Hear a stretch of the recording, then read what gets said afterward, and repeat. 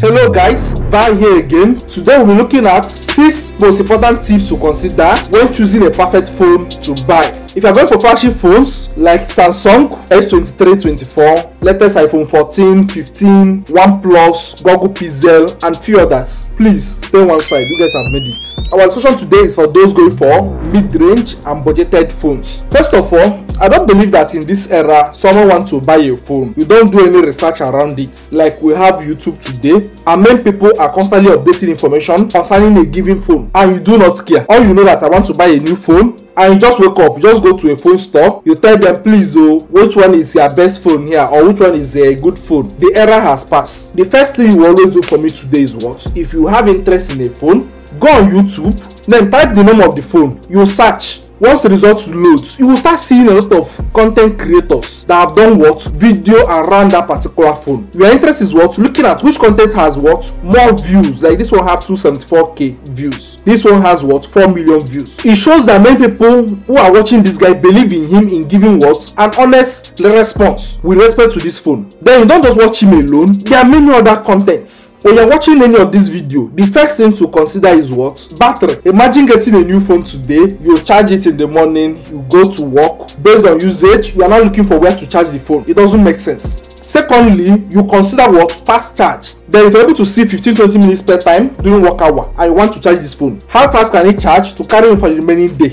And how does this fast charge work? To show you that it's not something good, you will never see any company that will tell you that when using fast charge, you will get 100% charge in so minutes, because they know how dangerous it is. You can only see things like get 30% charge, 50% charge, 70, max is 80% or so in few minutes. So once exceeding that 80 is disastrous. The next is what? Display. Many of us don't even know much about what? This display, but they are still looking for what? Getting a phone with a better screen quality. So we'll start with what? Refresh rate. So this refresh rate is all about how many times your screen will refresh in a second. When you're going for 60 Hz, that means your screen will have to refresh what? 60 times in a second. 90 Hz is 90 times in a second. 120 is what? 120 times in a second. The higher the better, because if you are looking for smooth feedback in what you are doing, that refresh rate will always give you the best. Then if you are playing a game, you will have less lagging in it. So if you are buying a phone today, you look from 90 Hz and above. 60 is becoming outdated. So the best among them is what? Dynamic refresh rate. Like iPhone like this, when I'm not doing anything in it, it will drop the refresh rate. You know that there is no need for you to be refreshing it like that kind 90 times or 120 times a second. It will drop it down to once a second. But immediately I start opening apps, it will do what? It will speed up to 120, 140 refresh rate, depending on what? The usage. There's an app I open, like I open my photos. It knows that I don't need refreshing it what? As fast as possible, because I'm just viewing photo one by one. But when I get to maybe my social content, I'm trying to scroll a page, it will trigger what? High refresh rate. If you're using a phone that has 120 Hz refresh rate for a long period of time, and someone will give you another phone that has what? 60 Hz, the minute you start using it, you will notice that this phone is slow. But 90 may not be noticeable much. So if you're going for an average phone and it has 90 Hz and above, you are very what? Okay. Then next thing you may care about is what? OLED display. So if you're buying and it's OLED display, perfect. The next is water resistance. So if you're looking at IP68, which is the latest rating,